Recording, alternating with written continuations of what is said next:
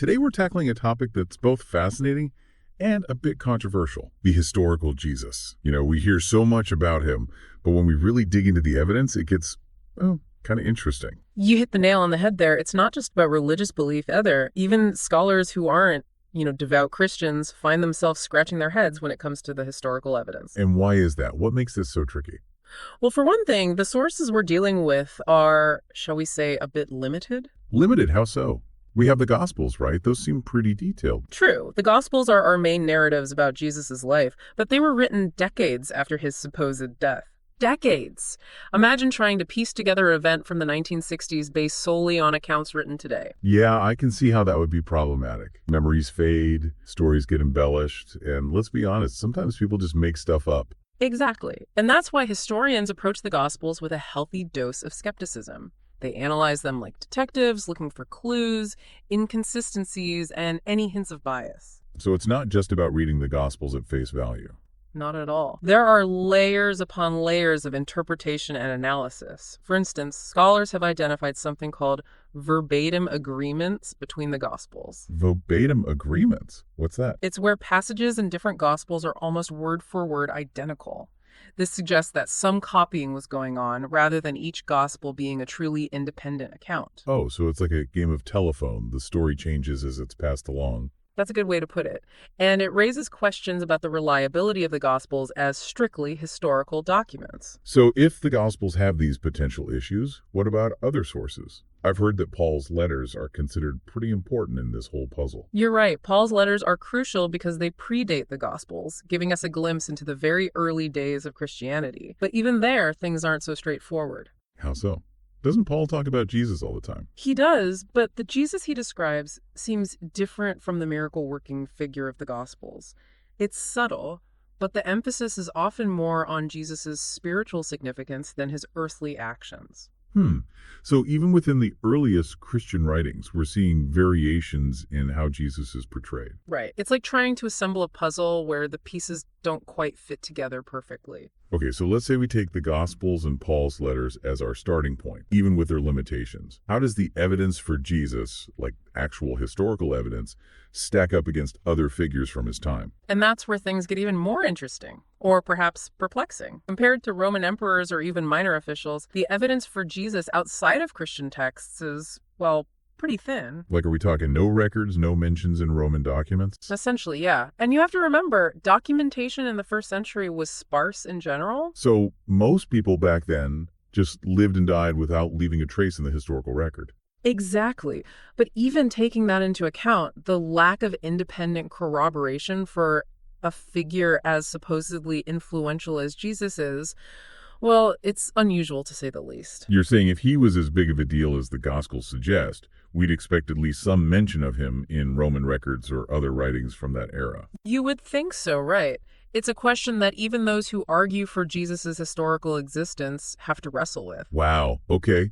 So we're already starting to see that the historical Jesus is a lot more complicated than just accepting the biblical narrative at face value. That's an understatement. And we've only just scratched the surface. I mean, if he really did perform all those miracles and draw huge crowds, you'd think someone would have written about it besides his own followers, right? That's what's bugging me too. It's like trying to solve a mystery, but only having half the clues. Exactly. And even those clues we do have, well, they're not always the most reliable. Take the Gospels, for example. We've got 4 different versions of the same story, and they don't always agree on the details. You're talking about those inconsistencies we hear about, right? Like different genealogies for Jesus. Precisely. Matthew and Luke give us 2 completely different family trees for Jesus. Which one is it? And there's the whole Nativity story. Matthew says the family fled to Egypt to escape Herod, but Luke makes no mention of that. It's like 2 different Christmas movies. So even the basic facts about Jesus' life are up for debate. Pretty much, yeah. And it's not just minor details either. We see variations in the timeline of his ministry, the miracles he performed, even the events leading up to his crucifixion. It's enough to make your head spin. But hold on, don't some people say those variations are just different perspectives, like different witnesses to the same event? Oh, absolutely. Some scholars argue that these inconsistencies simply reflect the richness of oral tradition. You know, how stories evolve as they're passed down through generations. Okay, so it's like a game of telephone again. Kind of, yeah. But here's the thing. If the Gospels are so heavily influenced by oral tradition, how much can we trust them as accurate historical accounts? That's a good point. Yeah. It makes it hard to separate what actually happened from what people believed or wanted to believe happened. Exactly. And that's where the whole question of authorial intent comes into play. Were the gospel writers aiming for strict historical accuracy, or were they more concerned with spreading the message of Jesus, even if it meant tweaking some details along the way? So they might have prioritized their faith over the facts. It's a possibility we have to consider. After all, the Gospels were written decades after the events they describe, and they were clearly intended to promote the burgeoning Christian faith. Okay, so we've got inconsistencies and potential biases to consider. What other things do historians look for when trying to assess the reliability of ancient texts? Well, one of the most important things is external corroboration. Is there any evidence from non-Christian sources that supports or contradicts the claims made in the Gospels? So, like, if we found a Roman document mentioning a census in Bethlehem around the time of Jesus' birth, Exactly. Or a record of Pontius Pilate sending a troublesome preacher to be crucified. Those kinds of discoveries would be huge. They'd give us some independent verification for the events described in the but Gospels. have we found anything like that? No. And that's one of the biggest challenges for those who argue for the historical Jesus. The evidence we have comes almost exclusively from people who already believed in It's like a him. closed circuit, right? The only people talking about Jesus are those who are already convinced he's the Messiah. You got it. And that doesn't automatically mean their accounts are false, but it does raise questions about objectivity. So what about those who say Jesus is a myth, like a fictional character made up to fit a certain narrative? Those theories often draw comparisons to other ancient figures like Mithras or Horus, who also have stories of death and resurrection. But those comparisons tend to focus on superficial similarities while ignoring crucial differences in context and meaning. So it's not as simple as saying, oh, they all have resurrection stories, so they must all be myths. Right. You can't just cherry pick a few similarities and ignore the vast differences in their overall narratives and theological framework. That's fair. But even if we dismiss the mythical Jesus theories, we're still stuck with this lack of external evidence. It's a hard thing to ignore. It is. And it's one of the reasons why this debate continues to rage on. We have these intriguing stories in the Gospels, but when we look for independent confirmation, it's like crickets. It's almost as if Jesus existed in this historical bubble known only to a small group of followers. That's one way to put it. And it raises questions about the true extent of his influence.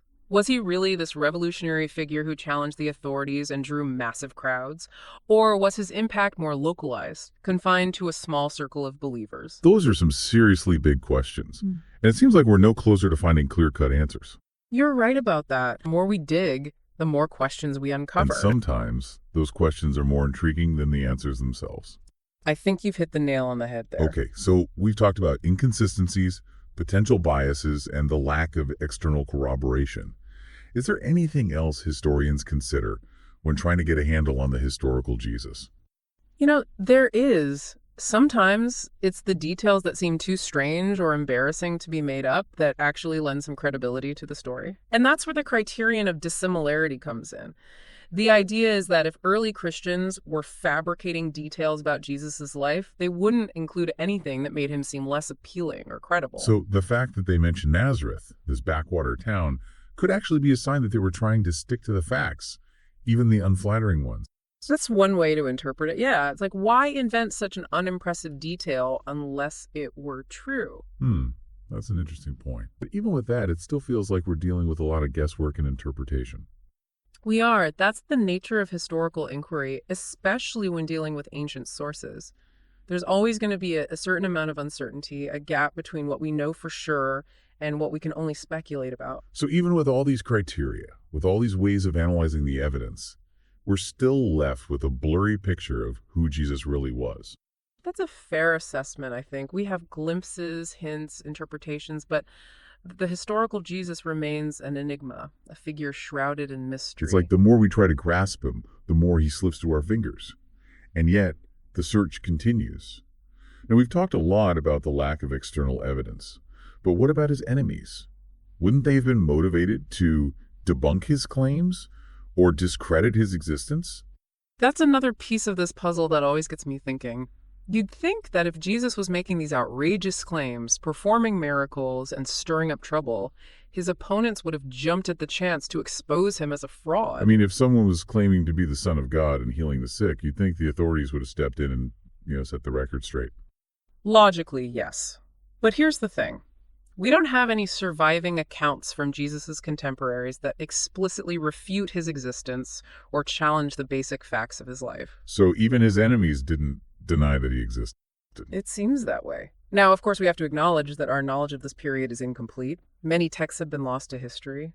But still, the absence of any direct refutation of Jesus' existence is pretty intriguing, don't you think? It is. It adds another layer of mystery to the whole story. Exactly. And it's one of the reasons why this debate continues to fascinate people. There's this constant push and pull between faith, skepticism, historical evidence, and the limits of what we can truly know about the past. Okay, so after all this, after examining the sources, the inconsistencies, the lack of external corroboration, and even the silence of his enemies, where do we stand? What's the most honest assessment of the evidence for Jesus' existence? I think the most honest answer is this. While the evidence isn't overwhelming, it's also not completely absent. There's enough there to suggest that a man named Jesus probably existed in first century Palestine. But the specifics of his life, his teachings, the extent of his impact, well, those are still very much open to interpretation. It sounds like we have to be comfortable with a certain degree of uncertainty even after we've done all this digging. You've got it. History, especially ancient history, isn't always about finding neat and tidy answers. It's about exploring the possibilities, weighing the evidence, and recognizing the limits of what we can truly know. Okay, I'm starting to get that. It's not a simple yes or no when it comes to the historical Jesus. Precisely. And that's what makes it so exciting. We're dealing with limited evidence, potential biases, and gaps in our knowledge. And sometimes those gaps are where the most interesting questions We've arise. looked at the Gospels, the inconsistencies, the lack of outside evidence. It's a lot to take in.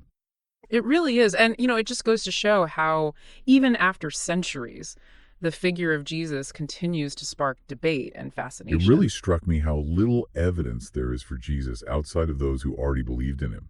I mean, if he was performing all these miracles and attracting huge crowds, wouldn't we expect at least some mention of it in Roman records or other writings from that time? It's a question that has puzzled scholars for a long time. Some suggest that maybe his influence was more localized or that his impact took time to spread beyond his immediate circle. But honestly, it's tough to reconcile that with the image of Jesus as this, revolutionary figure who challenged the authorities and drew massive I crowds. agree. It almost feels like he existed in this kind of historical bubble, only known to those who were already part of his following. Right. And that brings us back to the issue of bias in the Gospels. We have to remember that these texts weren't written as objective historical accounts. They were written by believers, for believers, with the aim of spreading the message of Jesus and strengthening the early Christian community. So it's less about documenting history accurately and more about conveying a theological message. Exactly. And that doesn't mean the gospel writers were intentionally making things up or that their accounts have no historical value at all. But we do have to approach them with a critical eye, understanding that their primary goal wasn't to provide a neutral historical record as we might think of it today. It's like reading a biography written by someone's biggest fan. You expect a certain level of, shall we say, enthusiasm and a focus on the positive aspects of their life. That's a great way to put it. It highlights the difficulty of separating the historical Jesus from the Jesus of faith, the figure who became so central to Christianity. Okay, so we've got to consider authorial intent and potential biases.